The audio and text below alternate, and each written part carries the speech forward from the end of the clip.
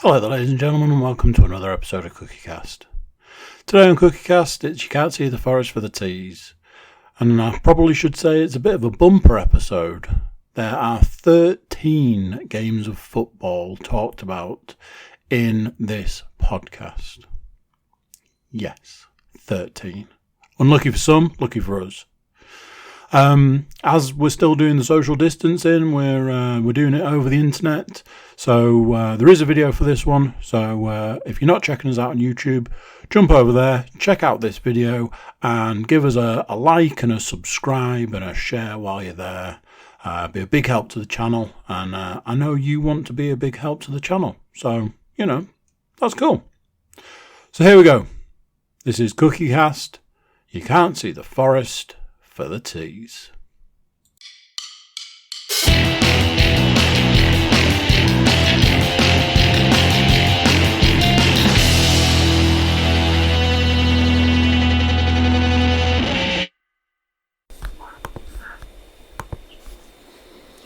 Coming at you live. Oh no, it's not live, is it? I thought you were saying coming at you live, as if we were doing some sort of like 90s modcast. I mean, if you want to do that. Very niche. Yeah, absolutely. We should have a big... They're all crying in their ears anyway, because Kasabian have... let's not talk too much about him. Smooth. Euler, lead singer of Kasabian, complete wanker. What's he done? Oh man, we really can't get into that right now. There's too much football going on to discuss. Do I need to have a look on it and see what's... I would look on the internet, yes. Fucking bin robber. Oh my. Come on, James, lead us in. What? No. Someone else can do it. Wow. Hold on, James. Should we start again? No. There's no second takes on CookieCast. Welcome to Footballcast. Welcome to Footballcast. Well done, James. The passion and excitement in his voice. You've got about as much passion as Nottingham Forest did this evening. Oh! Wow. I don't think that's how we did things on this here show. I don't think we were giving spoilers out at the start of the start. Is that not how we do it? I don't know. It's a new world, isn't it? So somebody talk about something like, I don't know, Nottingham Forest versus Bristol City. Because I'm still totting up the scores, and some of the games have got like that many names written down. It's hard to keep track of who's got that many points. Stu. So Forest Bristol City, because obviously we've got loads to get through, so I'll just go straight in there. It was 1-0, Andy. We won. It was, James? We don't play. Yeah. It was. Now, depending on where you're getting your info from... I knew we'd have to go through this. Thiago Silva scored. He did. But if you've looked it up on Sky, it probably doesn't say that. I've looked it up on the BBC, so it does say that. Good. It does say that. That's alright.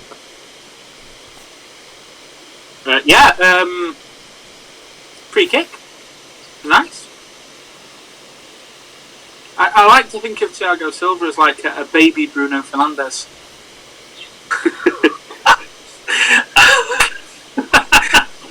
Optimism reigns straight away. but notice how like he subliminally messaged his second team there already. That's like straight in with it. Yeah, isn't that something?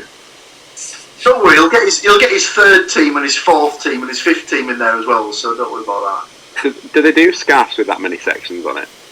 Probably. No, the thing is, Paul just gets upset because I like all the teams that he hates. No, you like all the teams that everybody hates. No. See, I'm going to make everyone rage now. So, like, yeah, I like Man United. They're my team in the Premier League. I've always liked Man United. I don't mind Liverpool. So what happens if Forest get promoted then? Oh, you always support the Forest above, obviously. What about your love for Liverpool? But quite honestly, And every other team that plays football, what about your love for them? Norwich, Man United is not. Norwich Forest, Man United has not really been a concern for me for about 20 years. Even when it was a match, it wasn't really a concern for anybody. 8-1 was that one? You put Ron Atkinson got in the wrong bench. Was that the last time they played him? The 8-1? It's been that long that there may have been a cup game against them, or their kid that then gave us a fucking kick in at the same time. But you know, I honestly can't remember the last time we played United. It must have been Man United. Must have been the year that we went. As the commentator on Sky, with a strange amount of glee in his voice, was like, "Oh, it's been 20 years since Forest have been at the Premiership." Thanks, mate. Yeah, we're not fucking aware of that, are we at all? I had this conversation a couple of weeks ago about it's bloody shit being a Forest fan. I noticed that they give you the extra kick in tonight by giving you Keith Andrews on commentary as well, which what is his nobody problem with Forest? He has got a real problem with Forest. Whenever I watch him, he's like he's there going, "That's a great finish from Harry Arter." I'm like, "What about the handball? Came off his body." Oh, yeah. In fact, that's his hand is attached. His arm is attached to his body, so therefore would make a whole body. But it hit his fucking arm, mate. It's just one of them things. What? You might be able to help out here. So, what's the problem that Forest fans have with Don Goodman? He's at the Sky Mafia. Him and Keith Andrews tossing up over every other club in the championship. When we went to the Riverside earlier in the year, they were giving him some right stick from the crowd, weren't they? It's dogs abuse. It's because whenever he's on the because what I generally kind of think is he's on there with Prutton, and I think he must go, "Oh, David Prutton, he used to play for Forest. I'm going to have to be the complete polar opposite." David Prutton he must have a whole fence up his arse. He sits so firmly on it. He's doing a great job as a presenter. But Jesus Christ, Don Goodman is I think because I've googled it because I was like, what is Don Goodman's problem with Forest? And it's just red after red of why is Don Goodman an absolute prick about Forest? And there's no rationale about it. He never played for us. He's never played for Derby. He's never played for County. He's never played for Leicester. He's just an arsehole. I mean, that's what it must be. He's a straight up arsehole. Forest have never even tried to buy him. So there's maybe that's why. Maybe he's upset. Crap. It makes you feel any better, then he's always awful to City, like to whole City as well. But yet we don't have that problem with Keith, as he obviously played for us at one point, so he kind of keeps quiet on that. I can't even remember who Don Goodman good for. Wolves. Yeah, Wolves. I can't remember him there. I only ever remember him at Wolves, and that was right towards the end of his career. So I don't know if he maybe came through at the same point when Bully was playing, so he just probably had that inferiority complex because he was behind Bull. Did he play at Sunderland? Maybe actually, yeah. Not that's got anything to do with the Forest. But every team's got him. Like I always felt that when Ian Holloway was the presenter on, or not the presenter, but he was like the sort of the colour guy on Sky. He always seemed to shut Borough down quite often, and I was like, well, fuck you then, you prick. But it's just that the first thing goes, he's from Leeds, so that kind of brings a kind of a bit of thingy. And then when you look at his career, it's a who's who of absolute dog shit. Careful, you might be talking about some of James's favourite teams here. Well, I'm sure it will. So, Bradford City, West Bromwich Albion, Sunderland, but this is not when they were any good. This is when they were in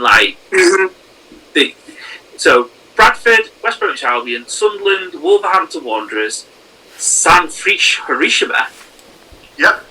Barnsley, Motherwell, Warsaw, Exeter, Doncaster Rovers. I thought he played for Doncaster Rovers more than that, but I mean, it's just like, bouncing around the West Midlands. I mean, maybe that's what's pissed you off, because if I'd spent a quality time in the Black Country, I think I'd be pretty fucked off with the world, so... Careful, she's upstairs, she might hear you.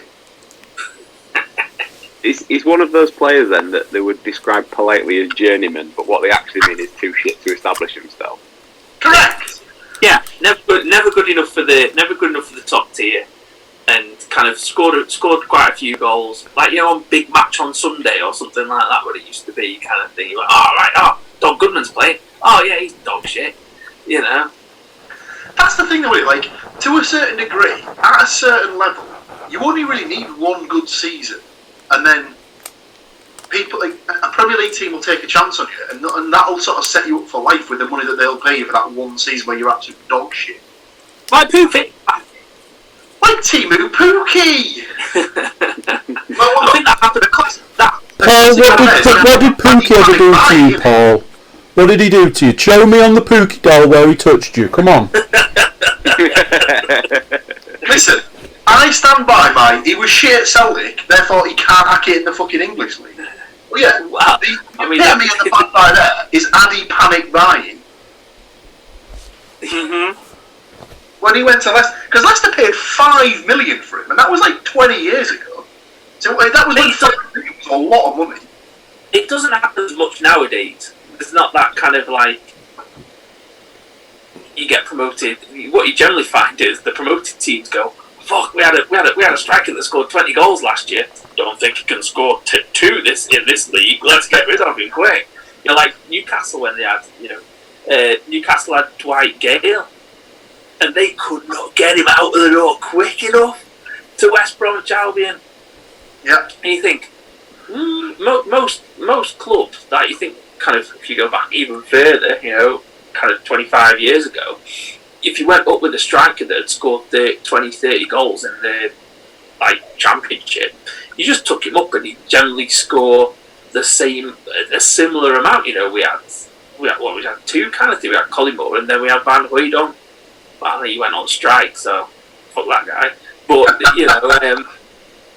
but players like Kevin Phillips and stuff like that, they kind of went up and stayed with, kind of went and scored goals again. But it seems to be nowadays, they're like, the Premier League are like, well, we'll take a chance on this guy that scored 4 goals in the Greek League, as opposed to, maybe we'll give this guy who scored 25 goals in the Championship last year.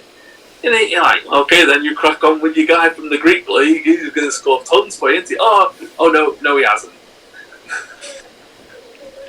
Well, we absolutely shit the bed, because the season we got promoted, obviously halfway through the season, we signed Jordan Rhodes. And then obviously, the thing about Rhodes is that... Well, it was always a case of, he's done well, he's got like 15 to 20 goals a season for Huddersfield, he's done this, he's gone to Blackburn, he's done the same. I wonder who will be the Premier League team who takes a chance on him and gives him a chance in the Premier. So obviously we decided to sign him for $9 million. Then obviously we get promoted, and then Karanka just absolutely shits himself, thinking, what we're going to do? I'll sign someone else and just let him play on the bench. Surely there must be a stat about John Rose. Surely he has commanded the most non-Premier League transfer fees, because he's moved around for money for years without doing it in the Premier League. Can you think of another player that's His fees will be near 50 million, I'd dare say, at this point, because we paid 9 for him. I think we got the same back from Sheff Wednesday for him. And Blackburn didn't exactly pay a small amount for him, so... That's a lot of transfer fees for essentially a Championship player. Well, yeah. I can't think of another one that's... Ross McCormack was swimming around the sort of second tier for a long time, the big money. Yeah. Did you guys sign him, or did you just get him on loan? We had him on loan. Yeah. Didn't go well. He's a proper mercenary little bastard, him though, isn't he? I remember when he was at Don't try hard enough to be Mercenary. Well, when he was at Leeds, I think he put in a transfer request. So we sort of had a little Borough had a little inquiry about him. Almost got a bid accepted, and he just got a new contract out of it. So he was obviously just playing us against Leeds. It was that. Who did he play out on loan at? Who was he out on loan at last year? Because he didn't play for Villa last year, did he? Because it come to the end of the year when they got promoted, and he's been out on loan all year doing fuck all, and then came back to and triggered a bonus increase in his contract because of the promotion. Yeah. Was he playing in Scotland? Was he playing in Scotland? Was he? I think that kind of seems to. He's one of them players that you're like, oh, wicked! He's coming to play for us. I must admit, when Forest got him on loan, I was like, that's not a bad signing. That I'm on board with that. Oh well, it's not gone well at all. Because you kind of think, oh, he was good at Fulham, and then you're like, that was a while ago, that, and he thought he'd be good at, thought he was good at Villa, and then you're like, oh no, turns out he wasn't. It's like, well, let's just send him back. Turns out last season he was on loan at Motherwell for 3 games, and before that, Central Coast Mariners. What? Australian team. Australia, yeah. Shit. I got the Scotland bit though. You did? So yeah, so obviously Forest got their win, did they? Last Wednesday. I was just about to say, yeah. Paul, do you want to talk about the next game of the week, or should we leave it to Stu to cover? No. Looks like you then, Stu. Take it away. Skip over it. So let's lay out. I finished work at 5, and as a lot of people are at the moment working from home still, so it's like that long commute from the kitchen to exactly where I'm sat now. I was like, right, get the telly on. That was it. Everything fell into place because Sarah was not in, the kids were not around. It was like I finished work, football's on, sat on my feet up. Text Paul because I missed the first 2 minutes. I was just finished off work. Are we behind yet? Sort of joking about it, and he texts back, no. I was like, oh, we're doing well then. Then my phone went off again, and I thought, oh, it's him replying. No, that was us 1-0 down. So switched the TV on, expected the worst, and just as I was settling into the game, we get a nice little free kick smashed in. So definitely not a free kick. Well, I'm sure the Forest fans amongst us will talk about things that aren't free kicks again shortly. However, it wasn't Harry Kane that scored, but I think Panas might have pulled that name out of the hat possibly last week. So Herbie Kane managed to score the free kick and then get taken off before half time, I think it was, with a hamstring injury, which has now been confirmed as ending his season, which is a massive one for Hull. So then pretty much from about the 12th minute, was it, all the way through until the 96th minute, nothing happened. Middlesbrough missed an absolute buttload of chances, which I'm sure Paul was delighted about. And then Wilkes, who we sorted a contract out for earlier that day, manages to pop up in the 96th minute with a winner. So absolutely not deserved, but I'll take the points. And there was that small glimmer of hope that maybe I was like, oh, football's coming back to me a little bit, when the second goal went in and next door neighbour was taking his bin out and he nearly jumped into the bin as I shouted when it went in, because it was that last minute, yeah, come on. And then I was like, oh, but we've got to do this again in a few days and then it'll be ruined again. And turns out I was right. So, no, don't spoil anything, Stu. Don't spoil it. Savour the flavour. It's funny because obviously I get the other end of it from the Borough fans that I'm in a chat with, and they were like, yeah, Hull have equalised, but I don't think there's any other result than Borough getting the win here. And then they get right to it. I just sent that kind of the awkward face emoji. You what? I wasn't. That was Lewis. It was Lewis. I know. Yeah. So yeah, we just get to the end. He's only 23, so he's not rode the season roller coaster weather beaten as long as we have. Downtrodden. Paul Williams took his disgust with him to Twitter to voice his opinion on how well Middlesbrough had played. I saw. Yeah, I think I might have to save that as a template because I'm pretty sure the last tweet I'd done before that one was also, well, that was fucking dreadful. So is it not hashtag calling out? No. At this point, I don't think you can blame the manager. The players are just fucking woeful. So you could put Guardiola in there. You could put Ferguson in there. He wouldn't be able to get a tune out of the players because they're just rotten. Did you see that thing that Ferguson said the other day? I don't know if it was an old one or whether it's something he said recently. That he said that if he'd have had Zidane in his team at his prime, the other 10 people could have been blocks of wood and he's still won the Champions League. Cocky bastard! Oh, shots fired at Madrid. Anyway, so that's Hull versus Borough. It did end up 2-1. We've had some. Well, there was no. There'll be points on the board because Britt got the penalty. Yeah. So we've had points for scorers, but literally no points in that game for any of the scores.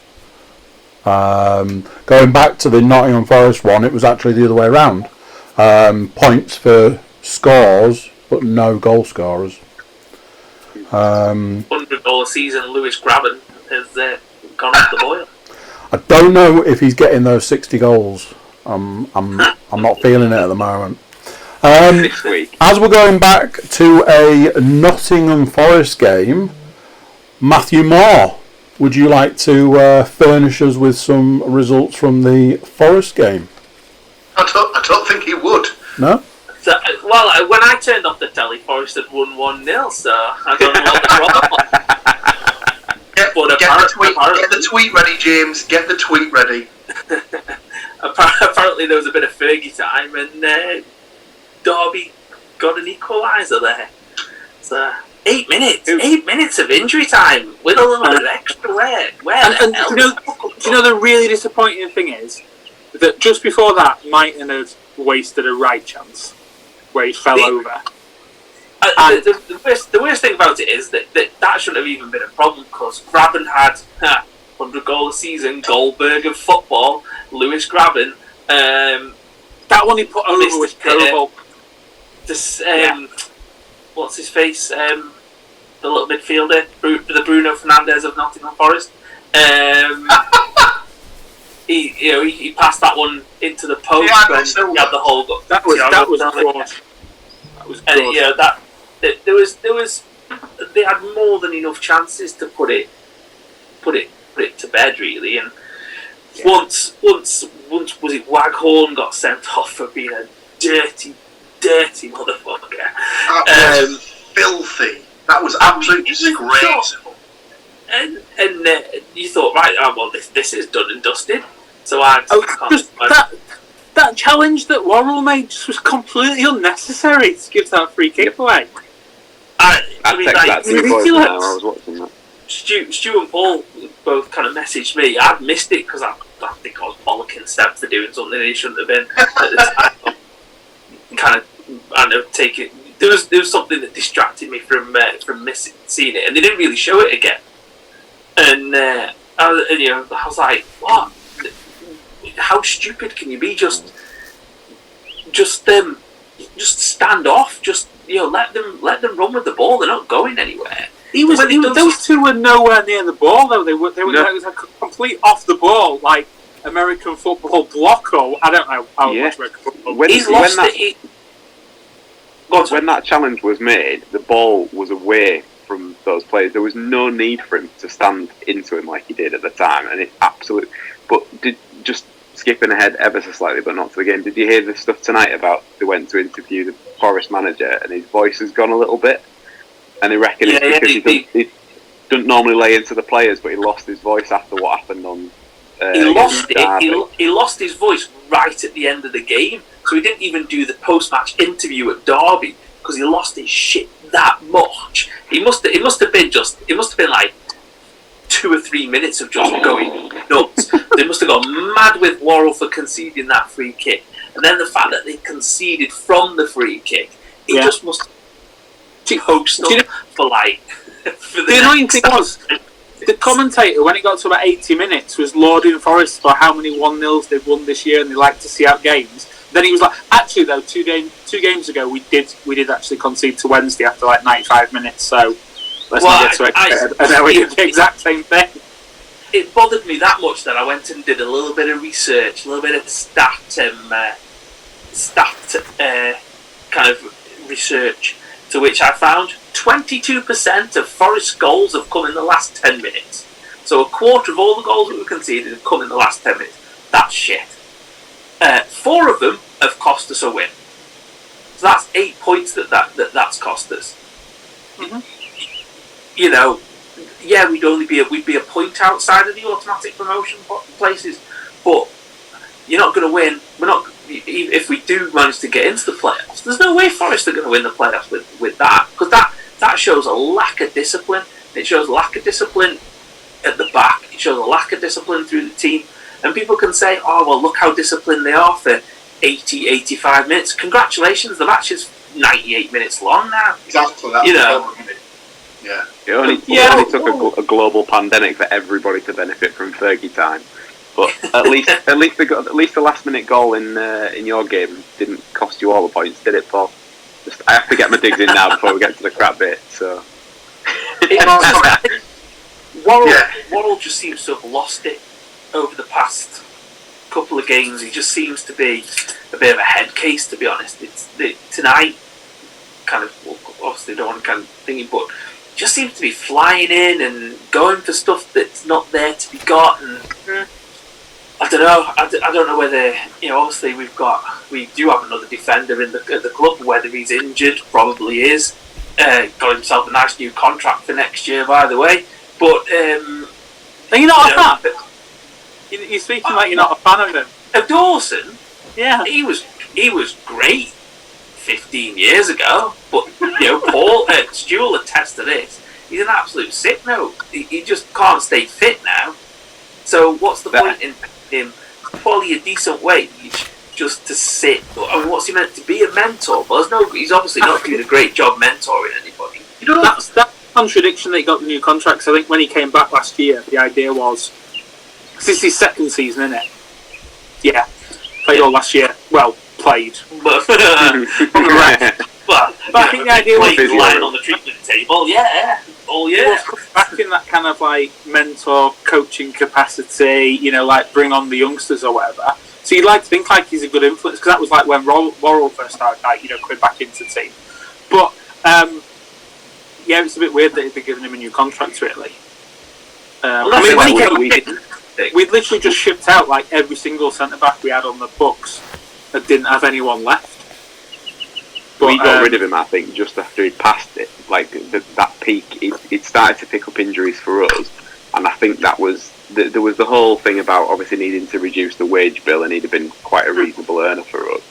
And it was like the fact that he was starting to pick up a few injuries. I think there would have been like that instantly, like, right, that's fine to let him go.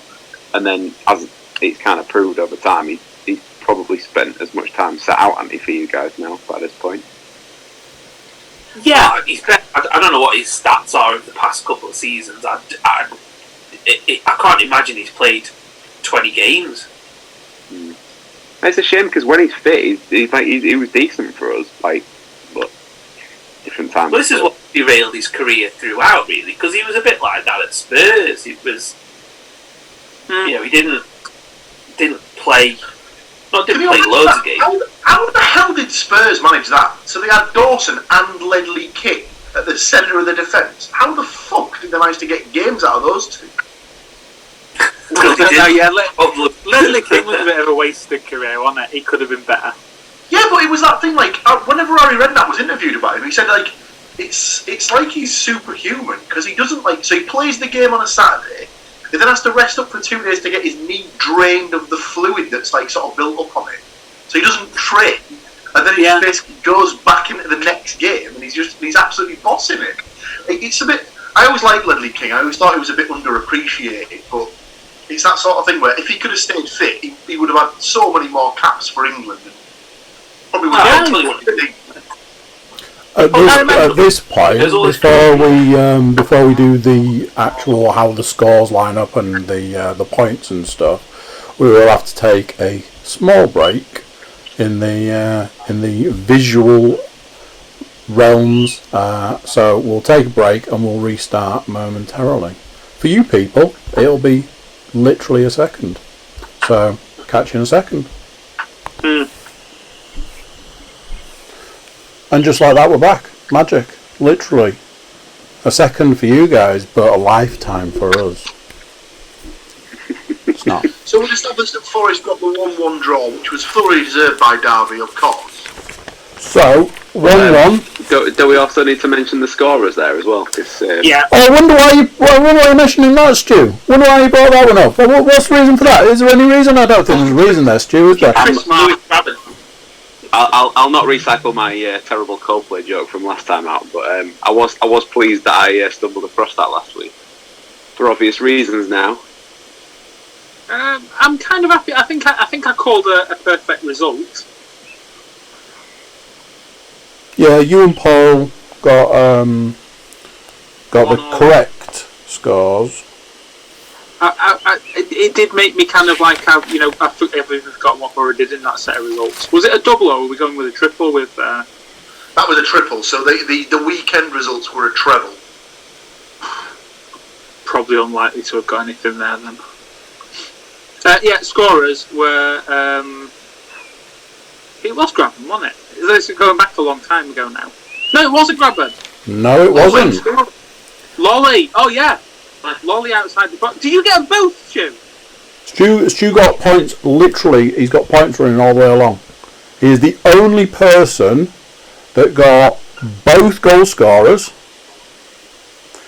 and he got a point for because he also predicted a draw, just a different draw. So he's got points all the way across. Martin.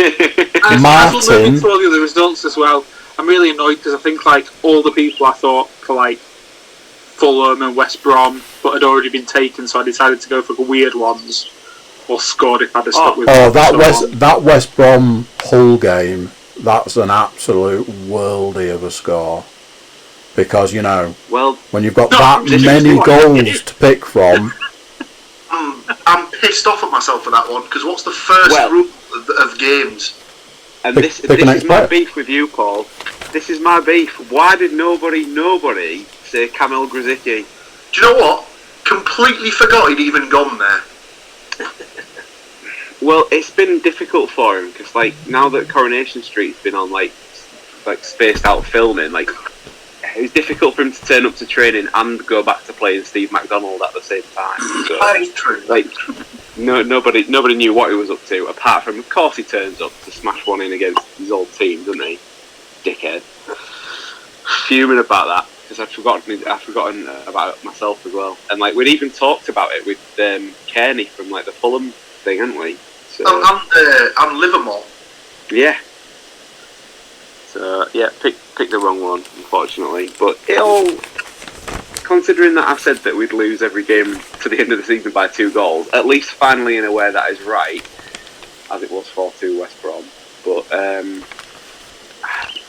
again, after having the hope after the Borough game and then being 2-2 with a team at the top end of the division for a minute, literally a minute, it was it felt worse, I think. So that it's just absolutely ripped the guts out of my football enthusiasm again. But yeah, even at least we got some points for the predictions. Across the Championship and the Premier League, to be fair, football's got better in the last week than it was in the previous week. I think it's generally more exciting and more happening.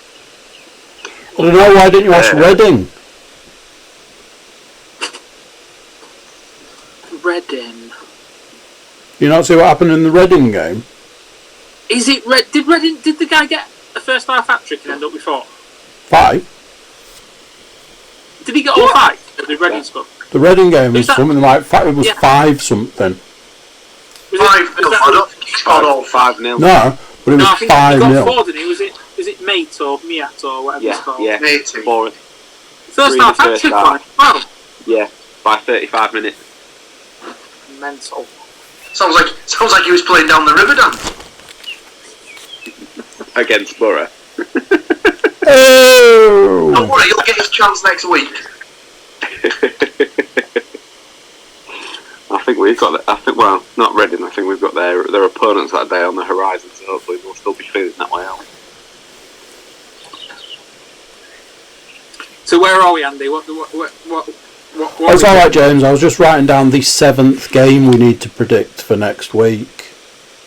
Sorry, because I was like, oh no, it's 5. Oh no, it's 6. No, it's 7 games we need to predict. So next game on the books, Middlesbrough versus QPR. Skip it again. Don't need to discuss it. I mean, it's not the way we do things here, I'm afraid. We have to talk about. Help and discuss, and We have to talk about the multitude of points that we managed to pull out of this game. No, did I not get a point? Did I not benefit from the previous Out player? of 5 possible scores and 10 possible goal scorers, there is a grand total of 2 points in this. I'm sure I've got one of them. Somebody got the goal scorer. Somebody got the goal scorer, didn't they? I swear I must have picked Hugo. So come on, Paul. You're gonna have to do it. You're gonna have to pull the trigger. What was the score? The score was 0-1. So much in the same way that Hull had not won a game since New Year's Day. QPR had come back from the lockdown and played 3 games, lost 3 games. So of course, Nailed on then. send them down the Borough. There's a nice gimme 3 points for you lads. If in you come, just I tell you what, if you ask nicely, I'll pre-lube it for you next time. It's fine.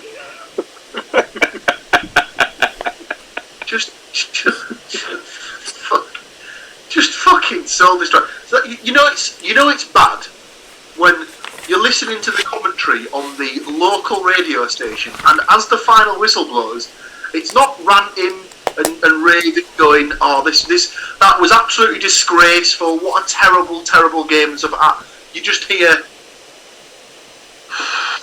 well, I was a bit despondent, really. When it's bad when people are pissed off at the result. They're just Expectant.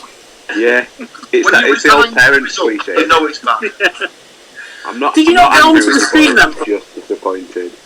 If you were listening to it, did you not end up watching it off the? For some reason, the Borough website for the stream is harder to get into than Fort Knox. So Fair enough. So have you paid for they've been able to see it, or no? So one of the guy we mentioned earlier, he's got a season ticket. So all the season ticket holders were given passcodes to log onto the website and get the games and stuff like that. So he said he was going out for the second half on a bike ride. Sensible chap.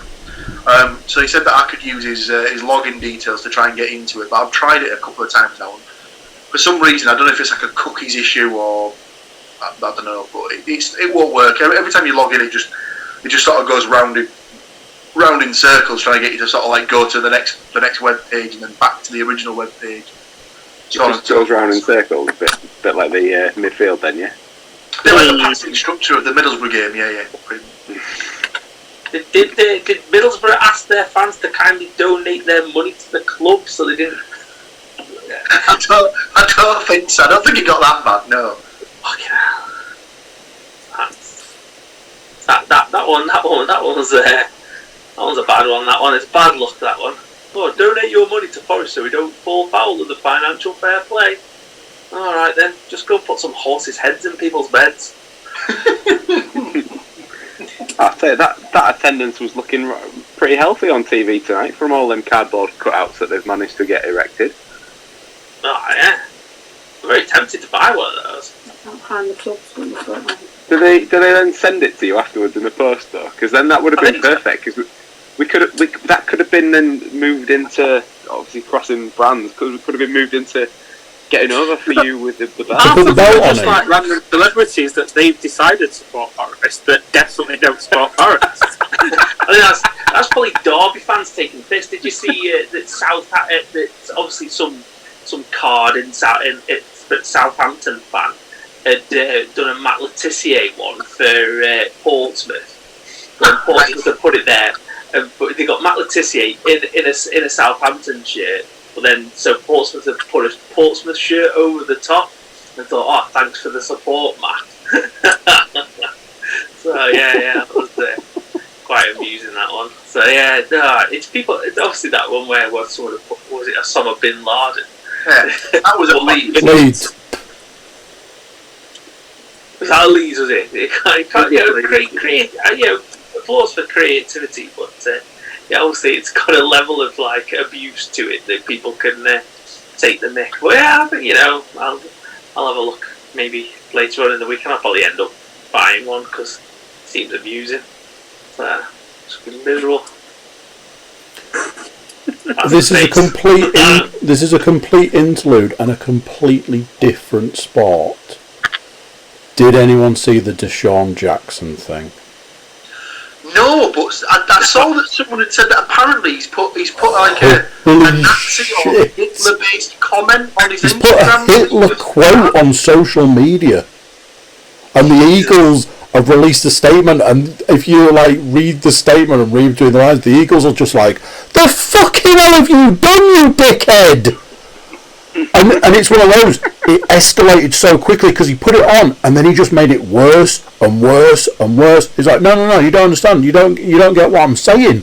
It's like, mate, you've put a fucking Hitler quote on the internet. Sorry, that was just right. So, obviously, the only points taken out of that game were the goal scorers. James correctly pulled out that he got one of them.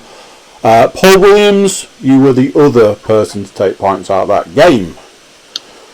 We wing our way, we've covered it a little, but we wing our way back over to Stuart for our next game.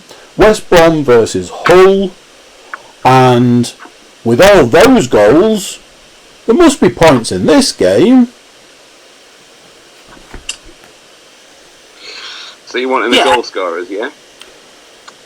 So obviously we've covered one of them for West Brom, which was Kamil Grzycki. I think somebody picked Charlie Austin as well. He scored the first for West Brom. Then we've got. I know he scored out. Dean Garner.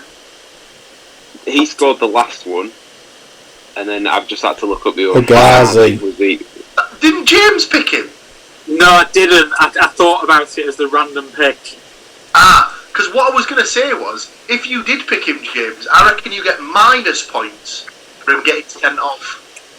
What? I'm sure that's a rule. But the goals for Hull were Stuart and Wilkes. Not actually me. Which not a single person picked. How many people actually picked 8 goals for Hull out of us? Not me. 2. I was one of them. Oh, I might have been another one as well, actually. You absolutely were. Thought about it. Panas, he's the king of predicting who predicted stuff. Yeah. Shit. The man that doesn't even know when his own team's playing. Yeah, he's the one to go to. Forest are playing this week. James, they're playing now. We're at the game. They've just scored. Would be the running joke on that one. Love you, James. Speaking of Nottingham Forest, they played today. James, did you know that? I did. I watched it. Good game. Do you know what? I don't think it was that bad. The commentator described it as a scrappy game. I didn't think it was that bad. I mean, the result was awful, but I didn't think it was an awful game to watch. Hey, you guys! Obviously, the first. we'll all be getting points from this one. Not a single point in this game, gentlemen. No, do you know what? I went through all of the Fulham goal scorers that I thought were going to score, but you guys had all taken them. So I settled on fucking Kearney, and he didn't even play. Yeah, He got himself suspended though, didn't he? Was it suspended or is he injured? I think he was injured by how they were talking. Probably tough tackle the dandelion on the training pitch. Do you know what I mean? Tackle on Tom Kearney. If you're going to face Fulham, you'd want no Kearney and no Mitrovic, but we still couldn't fucking do anything. Did you see the stats they put up about Mitrovic though? Like, he's missed now something like 5 games, or at the point that they put the stat up, he'd missed 5 games and they've won 4 of them. So like, this whole thing about him being like the most prolific championship striker obviously doesn't matter to them. They're not bothered about that. Well, it's like, you look at, was it last year or the year before, where Spurs had like something like over 90% win rate without Kane in the squad? Well, there was I think sometimes when you got a some of the Tottenham fans were coming out and saying they wanted him to. They thought they played better without him in the team. They do, because he's a ball greedy cunt. I mean, don't mix your words, James. Tell them how you really feel. Yeah, James has taken my point emphatically there. I was about to say, don't you think when you've got a striker like that, the ball always has to go through them? But James summed that up perfectly. I get a lot of stick off people at work for shit talking Harry Kane. Because everyone says, like, oh, he's amazing. How many fucking chances did he waste of other people's chances to get those goals? It's just not good. He said a lot that when Don came I'd agree with that for England as well. Well, there was the talk on there, like of the fact that if he hadn't have tried to get in the way of, was it Sterling's shot in the semi-final against Croatia, we would have been. No, he should have easily squared a ball to him as well, shouldn't he? Or he just decided. Sorry, yeah. Off himself. We still wouldn't have won. As I said to you, Paul, it's exactly the same as he's a fucking budget Cristiano Ronaldo. He's just got all the ego. I mean, Cristiano, like, we need to kind of, a brief touch on Cristiano Ronaldo. Scored his, he's a master free kick. A child told me that at school this week. And I was like, no, he isn't. It's 43 games, is it? Or something like that? Or 43 attempts for a free kick to finally score one. It's like when everyone used to talk in the 90s about how Roberto Carlos was the greatest free kick taker ever. He's got one fucking free kick for Brazil, and everyone thinks he's like fucking, the best they've ever seen. That free kick was so good that they then put that into all of the football computer games for the next 10 years, or whatever it was as well. Yep. But it's that thing, like, it's always the same with Beckham. Like, one of my mates said back in the day that he thought that on the right-hand side, Gary Neville had a better delivery than Beckham did. I think that's a big shout there. Well, just passing on the message, James. Don't shoot the messenger. By the way, this is good. Is it the Phil Neville news? No, I was going to go back to the Forest game from tonight, but I was just going to say, like, because I did drift in and out of it, truthfully, but like, I watched the opening sort of 20 minutes of it, and you were saying about it being scrappy. It was scrappy because both teams just seemed to be hell bent on just slamming into each other for the first 20 minutes of that. There was no passing involved. It was right, who's got it? Smash. There was just like people everywhere. There was no kind of rhythm to it at all. I can't think who said it. It was probably Keith Andrews when I came in. Harry Arter's done a great job. He's taken out their best player. He's taken their best player out of the game. I'm like, literally had. If you would have given him a sniper, he would have shot Joe Lolly if he could have got his hands on him. The 2 challenges that he put on Joe Lolly were absolutely disgusting. You just reminded me. Have you seen that video that's been around the internet since the Derby game? Of Joe Lolly, Meggy and Rooney, and then just get taken out. He megs Rooney, and Rooney just like takes you out for it, and nothing happened because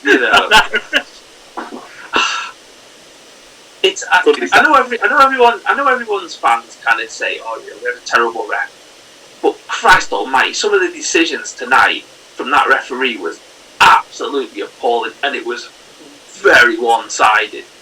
Yeah, there was one stage where the ball had gone out and it was a corner, and one of the Fulham players just threw himself to the floor. And I was like, well, hang on a minute, and not a mention, kind of just to kind of a little bit of self-hate as we always enjoy with a bit of this. No mention of it being a handball. They wouldn't have given it. No. If you watch the Premier League this weekend, that would not have been stood as a goal because it brushed a hair on his arm. Which is that was ridiculous. the line on commentary though. The line on commentary was, with the VAR in the Premier League, maybe that wouldn't have counted. But Fulham will be pleased they're not in the Premier League at this point in time. Might be the only time they ever say that. It was almost like he was trying to one-up himself on how to piss off every single Forest fan that was watching the game. It was just, it was, and then it was never mentioned again. It's not, there's it's a cracking finish. Controversial build-up though. If and it's kind of like a thing of if and particularly with the commentary team that were on there, Keith Andrews or Don Goodman, whichever one. If it would have hit a Forest player's arm, they would have talked about it for the rest of the game. Forest are 1-0 up, but they shouldn't have been because it was handball. Yeah, of course. Fine, get stuff. There was a fair few replays of Figueiredo's save in the box towards the end. Okay, I must have started bath time or something like that. So there was two things that happened right at the end. Like you say that we didn't get much out of the ref, and everyone was slamming into each other. Go back and have a look at Ribeiro getting booked. Absolutely took someone out. It was glorious. You'd hate it if it was against you. And did anyone watch it right to the end? And I know all teams do it, but it's so frustrating. I hate it. The slow, that playing down the clock at the end. Yeah. Fulham was just so good at it, and I wanted to literally get in the TV and just beat Knockhard for it. Yeah. He just him and his mate just kept that ball in the corner for about 3 minutes straight, and I was just raging. It was just fucking awful. That's not the thing that does my head in the most about time wasting or what's currently in the game that's just so annoying. The one that does my head in is the defender that's running back towards his own goal, and if he feels any sort of attacker near him, all he has to do is breathe next to him, and he goes down and gets the free kick 100% of the time. It's the same with keepers at set pieces, though, Paul. Yeah. You can't challenge the goalkeeper no matter what now, at a corner and stuff like that. They just blow straight away. It's ridiculous. Also, I don't get he's trying to ride the challenge, therefore it's a free kick. What, so you mean he's jumped out of the way of a challenge that didn't come for him, so it's automatically a free kick? No, that's not automatically a free kick. Get up, you fucking... It's probably known as a dive, I think, is how I would describe that. Yeah. I don't know. They got really slack on some of the diving stuff again. I think there's a lot of players throwing themselves to the ground, and you kind of think, well, hang on a minute. Surely VAR should have a little bit of kind of way of controlling that. Do you think that's why it's got slack though? Do you think with the VAR they just think, oh well, somebody else is watching my back now? If it was that bad, they'd tell me. But I presume that's probably it. But someone's got to eat the same, right? Nothing should be missed, so it should be picked up to stop them from doing that shit. But you've got the problem of how far do they sort of wind the clock on, if that makes any sense. So I think they had this a similar situation a couple of weeks ago where there was a corner for a team and there was a challenge that they thought could have been a penalty, but the team then broke and almost scored. So it was a case of, well, what takes the precedent there? Do you sort of check everything? Do you check the foul for on the corner, and is it a penalty? But if they've already scored, do you then check the details of the goal, and does the goal count? And what they... There was that one earlier in the year for Madrid, wasn't there? Where I think it was something like there'd been a challenge on the halfway line. Something had gone on, they'd gone through on goal, the goalkeeper had brought the guy down, he got sent off, gave a penalty, and then they brought it all the way back to the halfway line, decided that there was an infringement, put the goalkeeper back on, rescinded like the red card, and then booked the guy. So like we'd gone from like I'm getting a penalty and the opposition man sent off. Weren't they checking that? I think we were at Andy's recording a podcast when that happened. Yeah, and it went all the way back to the opposite team got a yellow card and a free kick on the halfway line. But it turned out they were checking it for an offside, and it was literally like inches, like centimetres, millimetres even possibly, into the opposition half. So it was like literally a case like his left nutsack was the thing that was offside, and they deemed that like worthy enough to bring it back. And so like, fucking mental. I just think the problem with VAR is always going to be is the fact that football is too quick, it's too flowing. It's not like rugby. It's not like American football where things stop. And you can American football's one play at a time, isn't it? It's literally built for that. So you can each play individually. I suppose even with rugby, you've got phases, haven't you? You've got your phases. Yeah. So it's easier to stop and start it. Whereas, like you say, football's in theory, it's a free-flowing 45-minute period at a time. It works for all of the sports, challenging decisions works in like tennis, cricket, like you say, rugby, American football. It just doesn't work for football. No. They've had the same problem in America this year because they've introduced it to basketball, and it's just the coaches can't cope with it. Because there's not a delay in game. You kind of have your coaches challenged to something, and it's been a complete waste. I think within the start of the season, only one coach had won a challenge out of 20 that have been used because they're just using it to kind of similar kind of thing as tennis sometimes uses. They use it to delay the game and spoil the flow of it. But like basketball, same as football, is a fast-moving game. It's up and down. It's there's no like natural breaks in it, is there? That's the problem. So, just Andy's like back on script. Come on. It's all right. We've only got 7 games to predict. For the all right. This is the point where Sam will be going. Andy, control your players. Absolutely. So a whole host of games, a whole host of points, not loads really. There was the Nottingham Forest Fulham game where nobody scored a single point. There was the Middlesbrough QPR game where there was 2 points in the whole game. Ultimately, scores on the doors, taking the whole 6 games as one thing. Rather than breaking it all down. Last to first. Hello! 2 points here for this guy out of 6 games. Matthew Moore, 3 points. We've got a tie between me and Paul because there's no way Stuart won this. Surely. There is a tie for second place between James Panas and Stuart Woodmansey. Who's this Stuart Woodmansey? I thought it was Stuart Woodmunchie. It's Woodmunchie's brother. And winning it for the week. His team can't win a game to save their lives, but he can win for the week. Mr. Paul Williams with 6 points. 6 points from 6 games. 6 points from 6 games. We are shit. Bear in mind, he got 0 points in one of those games. Do you know what? As he went through them, I thought Stuart got this nailed on. So did I, because there was a point where Stu was like 3 points for one game. Don't mind if I do. He also got 0 points in 3 games. So. But like Paul's actual, like you just alluded to, Paul is the only person that's supported team that hasn't won in the space of time that were predicted. Whereas at least the rest of us have had some sort of generation. Oh, it's a brutal kicking this evening. I mean, yeah. You're welcome. It's not that there's no lube, it's there's sand in it.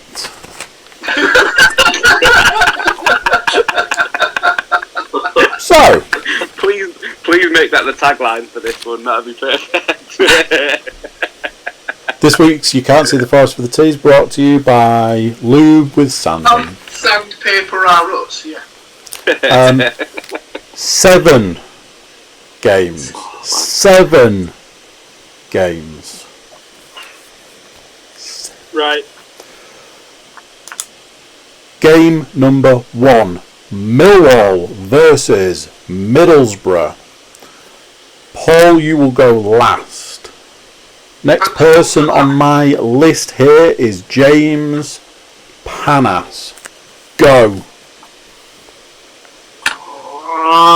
I don't know where Millwall are in the terms of form and stuff. They're knocking around playoffs, aren't they?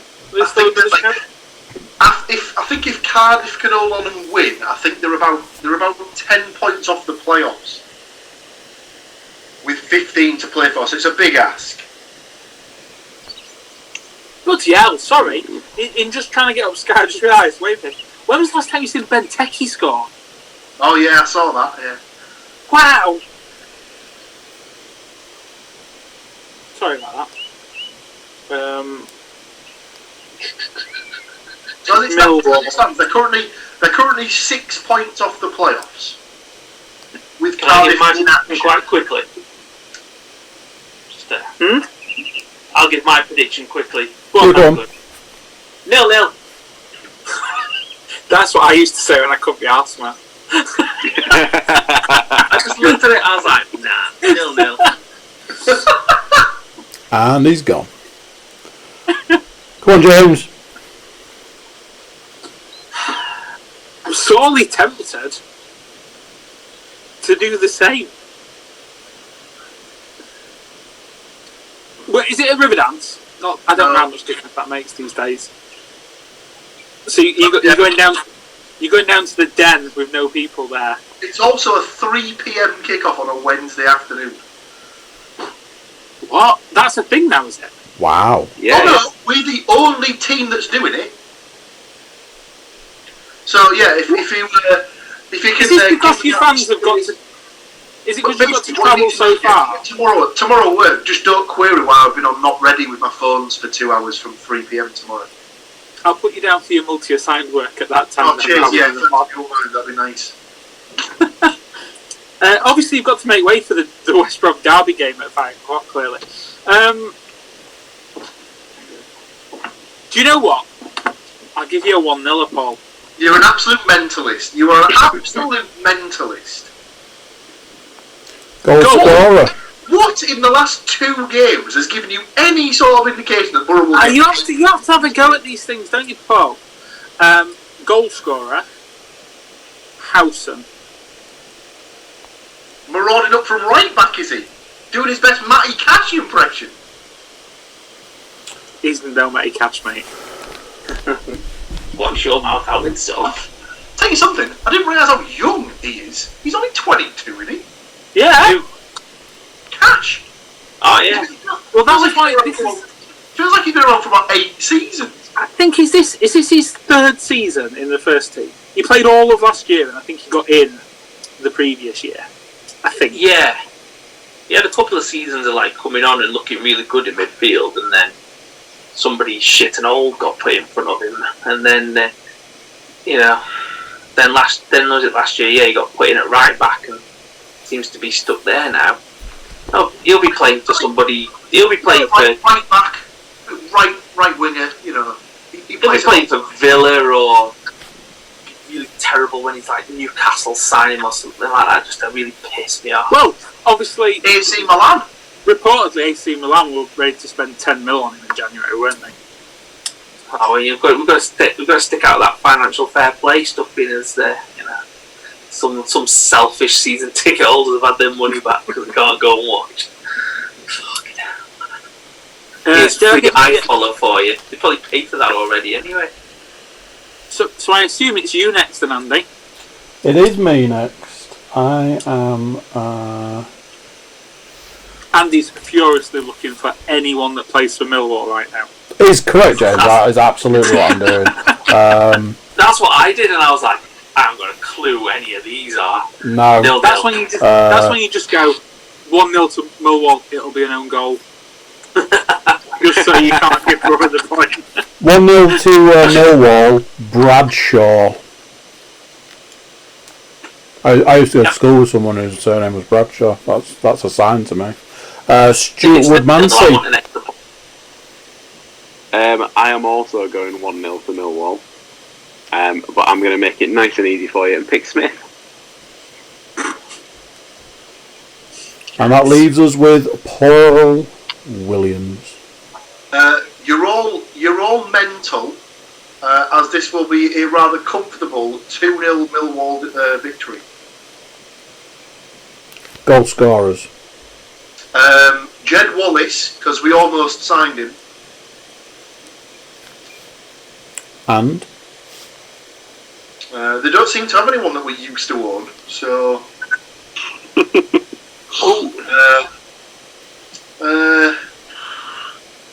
Lockdown results: 1 win, 1 loss, and 2 draws for Millwall. Yeah, so they need a result. So get the Borough in. What I will say is, Paul, they managed to go 0-0 against Barnsley since the restart. Yeah. And the only win they've put on is Charlton, so I don't think they're particularly great. James, Hull hadn't won a game since New Year's Day. Alright. Notice the word hadn't.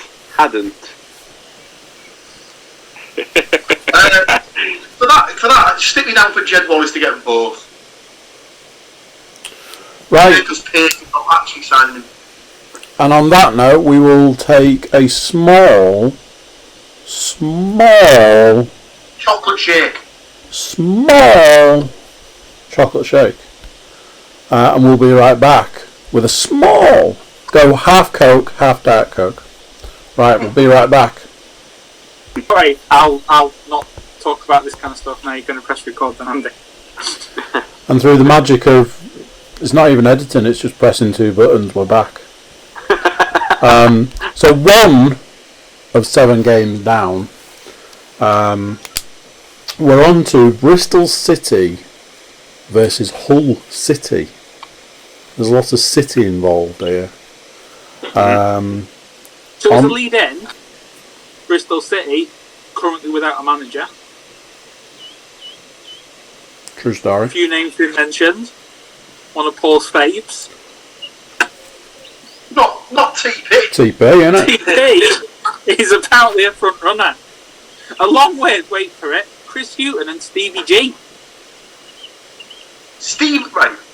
In what universe is Steve Gerrard leaving Rangers to go and take over at Bristol City? I tell you what. Can I just remind you, Paul, that we're currently in 2020, the year that every single fucking weird shit thing that you can think of is happening. So, don't write that one out. Yeah, good point. Paul, you are up to go first, my friend. Bristol City have absolutely hit the fucking skids. And all, better than Borough. So, stick me down for a 2-1 Bristol City win. Goal scorers. Yeah, I thought you were going to say that. I might have given Andy a pep talk on this off air. Yeah, I was going to look really cocky. I was like, I could give you a goal scorer, right, Paul? Give me Andreas Weimann. God, is he at City? Yeah. And let's see how well he knows how to spell this one. Diediu. What? Diediu. Bless you. okay, and for Hull, Wilkes. James Panas. So I have just based on our previous conversation, I've just found another beauty for after it's finished. Bristol City Hull.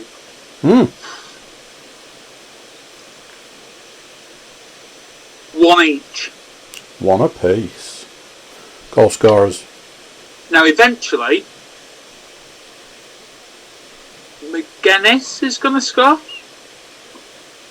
Is it Did you McGuinness? see him against Borough?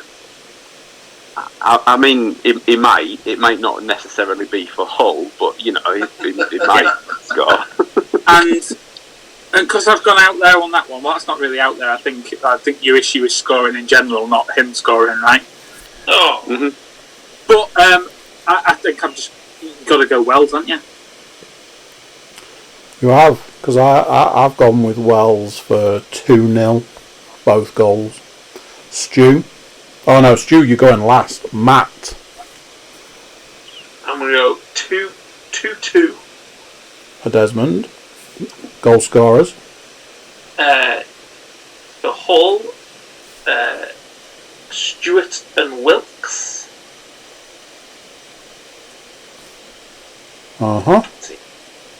And for Bristol City, Wells and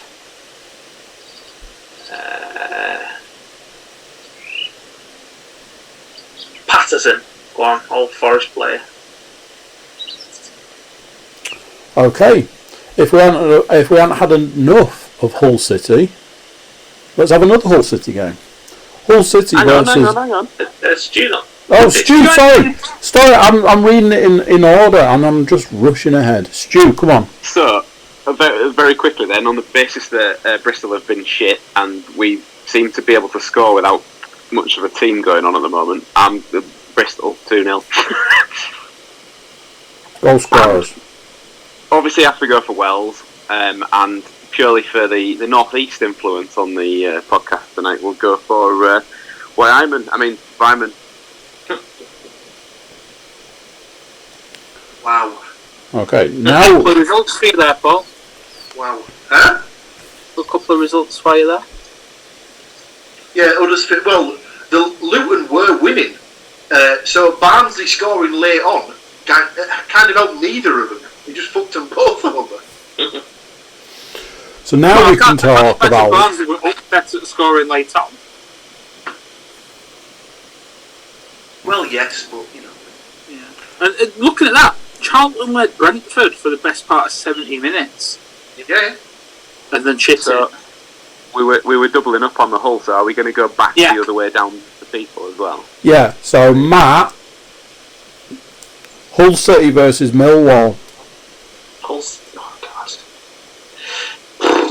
Millwall's getting some action on tonight's podcast. Here we go. Don't mention anything bad, otherwise we'll find out where you live and put your windows through. Yeah. Besides your idle threats, I was already going to go 2-1 Hull. Nah, I mean the Millwall fans. Not me. I know where you live. I'm not scared of it. 2-1 Hull. McGuinness and... Oh, he's injured, isn't he? Fucking hell. Can't go Harry. I was going to... McGuinness and Wilkes.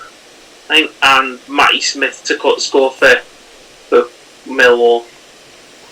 Okay, next is me. I've gone 0-1, Bennett to score, James. I'm going to give, just like I gave Borough the 1-0 win against Millwall, I'm going to give Hull the 1-0 win against Millwall too. Goal scorer. Stu, give me the name of your two centre-backs. Device will be one of them for sure because he's El Capitan now, isn't he? I am the captain now. It depends who plays. Right, I've probably had enough then. We'll go with the captain guy. Okay, so Jordy Device, yeah. Just There put you Jordy. go. See, there's another northeast link. It's Jordy. There we go. Perfect. Paul Williams. All the stereotypes coming out tonight. 0-0. Wow. Paul can't be asked. Stu. As I have said it, I'm going to have to stick to it all the way through these now. So 0-2. on the places that since I've started doing this, they've done a bit of a mixed bag and better than I thought. So yeah, I'll stick with it. So yeah, I think City will lose 2-0, and I for Millwall will pick Wallace. Which one? The one that puts the ball in the net, dickhead. And and let's just okay. I'm gonna have to specify that, aren't I? Of course, I have to. Let's go for J Wallace, shall we? And then why not pick M Wallace as well? Fuck it. Let's double Wallace. Double Wallace it up. I've just looked ahead at Borough's fixture on Saturday. Are you thinking we should go something else up? Well, I'm just thinking that you've both reversed each other's fixtures. We talked about this on a Can't See the Forest for the season a long time ago at the beginning of the season when like the world was a normal place, about how Hull essentially spend the entire season with Borough's sloppy second. Yeah. It's because they're the closest team to us. So, like, they tend to sort of, like, bunch the teams that are around each other into the same fixture pattern, I've noticed before. I know, well, geographically and league positionally now as well. Like, goal difference almost. And, what is it, 1 point in goal difference? So. That would work if the other fixtures had been away. Mr. Williams' logic was fine, and then... So, it is Middlesbrough versus Bristol City. According to mine, it's Hull versus Millwall first, alphabetically. That'll let you off. We've just done that. Oh, wait. Of course we have. Fucking hell. Christ, It's good that you're keeping up, James. I get confused by looking back at the previous weeks. Right. Yeah, looking is definitely confusing, James. I can understand. I know. So that we can end with the Borough fan. Let's go, Matt. Give me a score.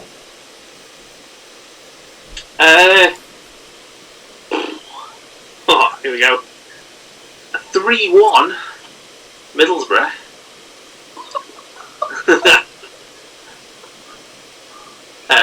A Sommerlonger brace.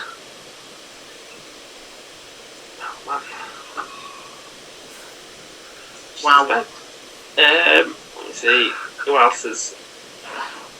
I don't know who plays for you. Fletcher with one. And then Nancy Wells one. He's the new Lewis Graben. Stuart. You'll enjoy this one, Miss Cook. 0-all. Thanks very much. Good night. Wonderful stuff. I've gone 0-1 with Wells to score. James Panas. I'm going because I think there'll be a new manager in place at Bristol for that game. Whether it is Tony Pulis returning. Ooh. I'd love it. Or Stevie G, or Chris Houghton, or anyone else. I think it's 3-0 to Bristol City. 3-0 Bristol City. Goal scorers. Wells 2. In fact, let's go No, let's not. Let's go with a left-back goal from De Silva.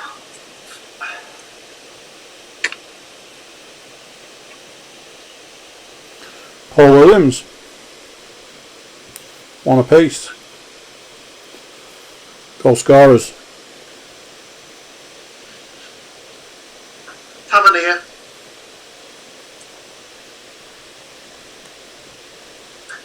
And a Tavernier own goal. You get bonus points if it ends up happening that on an own goal, right? Yeah. That is hilarious. Okay. That would be incredible. So, Preston North End versus Nottingham Forest. For James, Middlesbrough versus Bristol City. Thank you. I'm going to lead off on this one just to mix it up, just keep it all mixed up because I've already done all my scores for all the games. 0-2, Lolly and Grabham to score. So, Good lad. either Paul or Stu. Well, I've had a quick look in advance, and Preston haven't scored since. Oh, in fact, actually, no, that is a lie. They've scored once since the comeback from the break, so they're going to have to score again at some point for probability's sake. So let's give them a go for that reason. So 1 for Preston, but 3 for Forest. You're going to not enjoy this one quite so much, Andy, because the guy I'm picking for Preston is called Barkhuizen. Sorry. Nice. Okay. And as much as I'd like to say Graben will score all 3 purely for James's benefit, I'm going to have to pick him for 1. If Lolly manages to stay on his feet and not be injured after tonight's antics, I'll stick Lolly down for the other. And then the free kick specialist, let's put Thiago Silva down for the other one. Okay. Solid set of predictions there, Stu. Paul Williams. Started like that. Stick me down for a scrappy, and I want the word scrappy written down here. Scrappy 1-0 Forest win. Is there an extra point there if the commentator says that on commentary? Of course, absolutely. Who would you say is your better centre half? Goal-wise, Yeah. Goal scoring, Worrell scored more, doesn't he? Stick me down for Worrell to score with possibly his bollocks or his anus or somewhere that's not a generic part of his body that would normally score a goal. This has turned into the wrestling podcast almost. Stipulations again. Matt. There is absolutely no way. There's absolutely no way that Lewis Graben is not going to score. That's not happening. 1-1. We don't get results at Preston. But they're so bad. We never win at Preston. Never. So 1-1. Sinclair to score for Preston. I don't know if that's Scott Sinclair. I think it is Scott Sinclair. Scott Sinclair. And Matty Cash. James. I'm going to go Preston 2, Forest 3. Where are all these high-scoring games coming from? Goal scorers. Both Preston's goals, Josh Harrop. Okay. Forest. Do you know what? The exact same 3 that Stu picks. Absolutely on board with them. 1,000 goal mark. You don't need to put Thiago Silva. Can you put baby Bruno for me? Bitch Bruno. Like, from Family Guy. Right, we've got... The commentator says it's like watching a scaled-down version of Bruno Fernandes here. Do you get the point? Absolutely. We've got Reading versus Middlesbrough. Reading having an absolute stonking game the other day. That's just not an exciting fixture, that rolls off the tongue, is it? But it's one that previously we would have looked out for in a different lifetime as well, with Paul's Reading connection. Absolutely. Maybe go watch it, Mickey. It's a game we've been to, Stuart. It was my first ever Premier League game, and now look at the heights it's reached. Although they did play Motorhead time to play the game at the start of the match, so that made it better. Yes, they did. I believe you looked at me in astonishment when that kicked in. Pretty much. Yeah. Has anyone got the balls to pick, or to basically avoid? However we're saying mate, I'm going to call him mate. Has anyone got the balls to not pick him to score?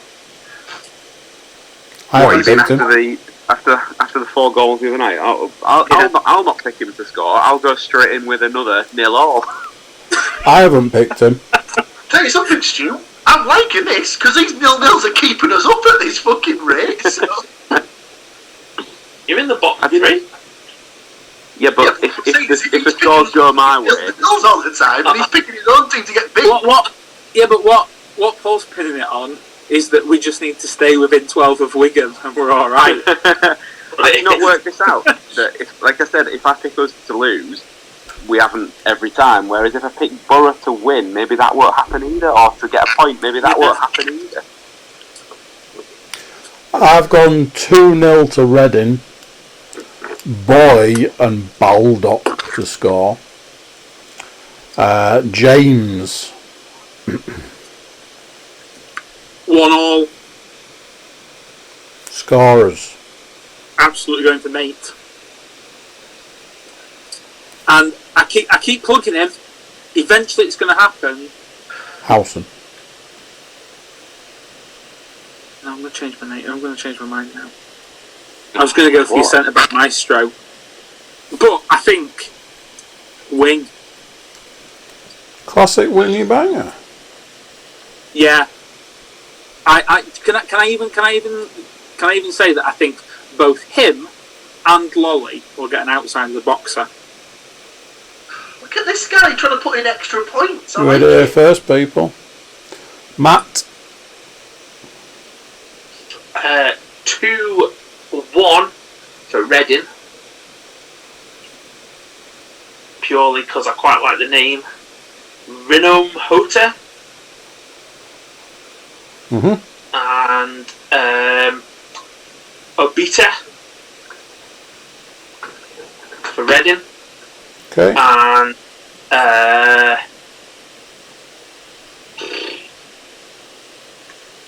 I don't know, from Middlesbrough. Fletcher. I've just realised that I'm all over mate, but they've got their lone striker is called Puskas. He's got to be good. Paul, take us home. 3-0 Reading. Oh, God. He's picking an own goal in here, isn't he? No. goal scorers. Puskas. And he's not an old Borough boy, but he is an old Forest boy. I'll stick me down for a Gareth McCleary goal.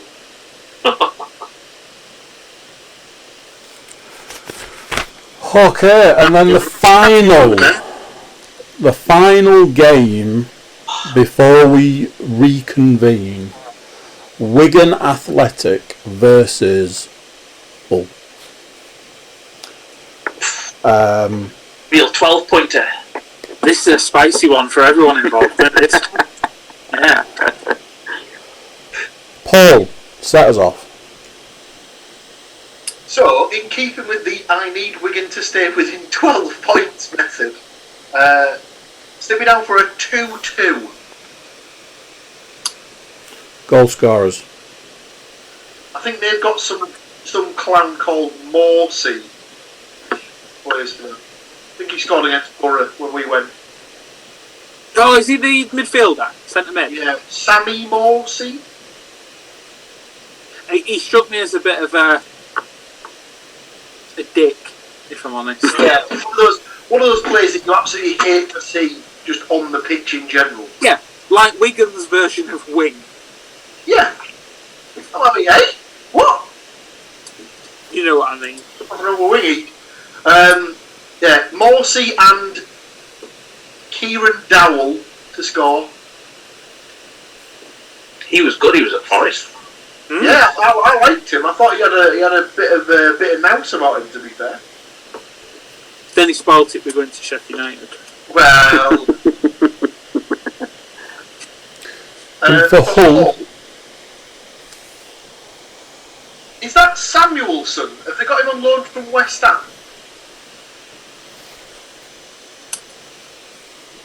Don't know who that is. I was more directing that towards Stu, but I don't know if he realised. No, sorry, not a clue. Don't know where it's from. Well, in that case, stick me down for him anyway. Who was that? Samuelson. And I'll have little John Terrell action. James.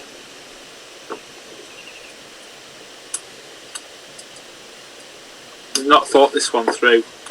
I don't really know. Wigan seem to be doing well. I suppose not alright because they got beaten last time out. But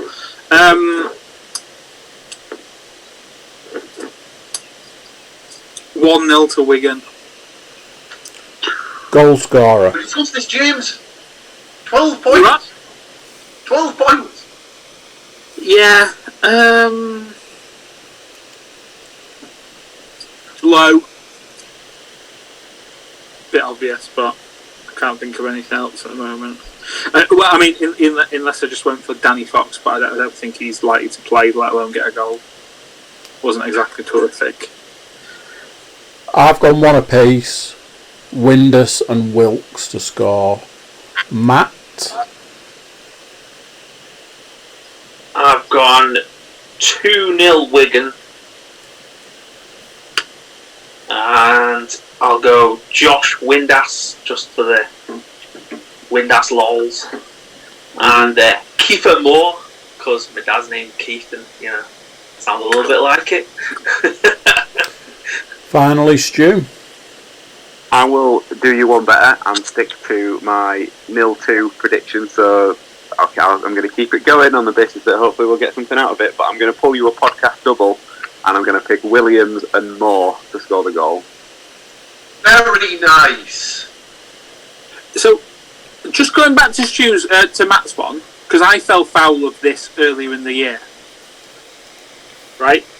But he might not have fallen foul of it and might have outthought me here. Because I picked Windass to score previously in the year until I found out he was on loan at Wednesday. Which he is. But has that loan finished now because of the way the season's worked? He's shown as being in the current lineup, as not shown as being on loan, whereas other players that I've seen are showing as being on loan. I'll see, I can check that there.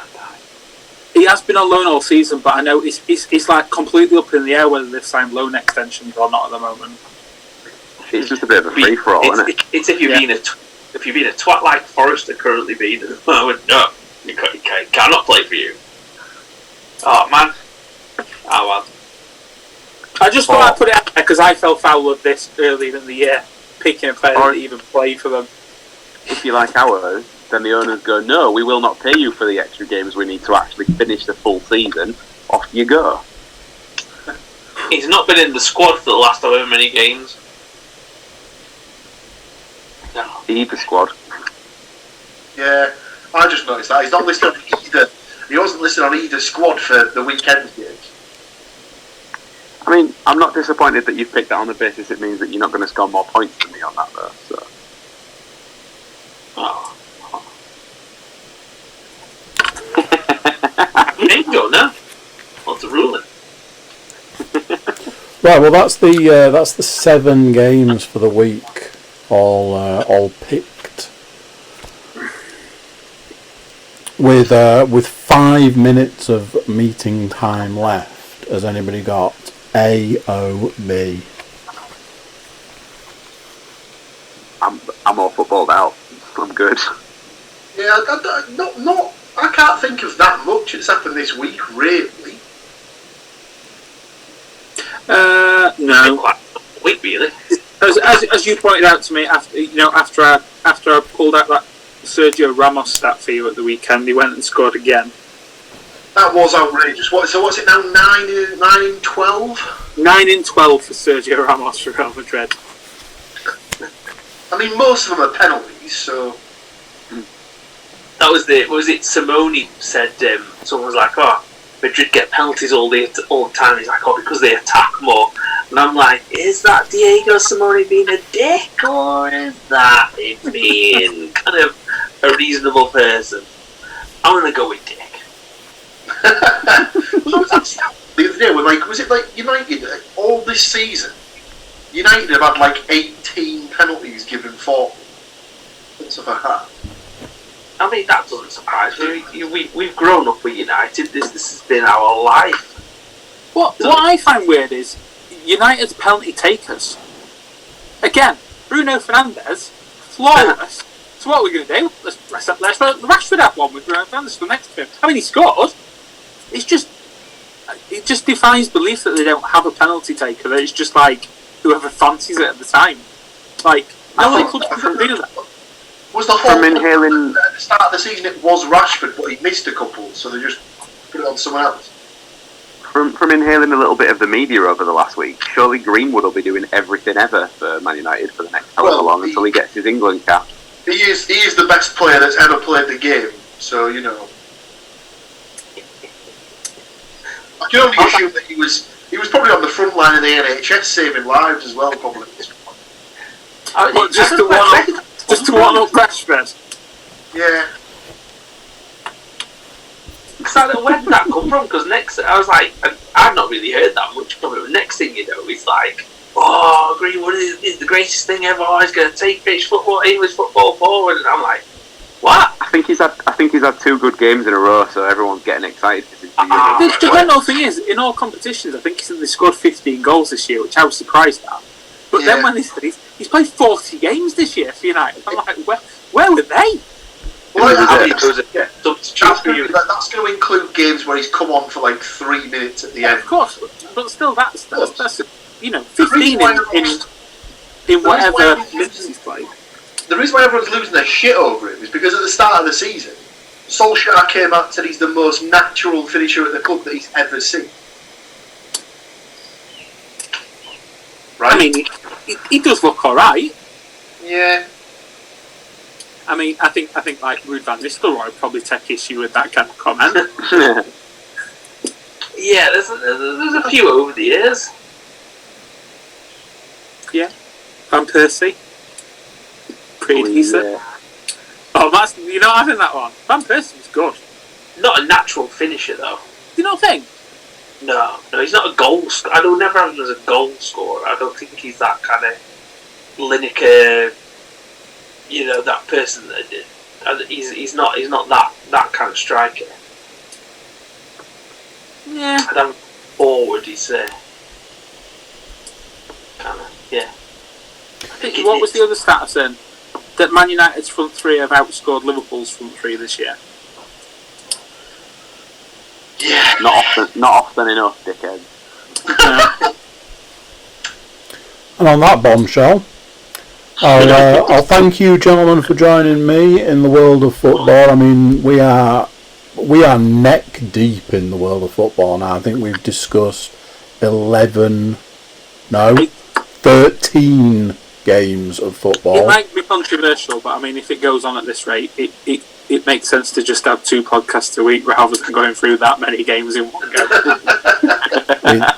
It's a thing. We need it's to have a midweek possibility. match of the day, basically. Thank you all for joining me. Thank you for taking time out of your no doubt busy schedules to discuss football. Until next time, thank you very much. So there we go. What do you think to that? Told you it was a bumper episode. Lots of people, lots of games, lots of football. So yeah, there you go. Done. YouTube watchers, do subscribe. It does help the channel out. It's a big help to us, and we really do appreciate it.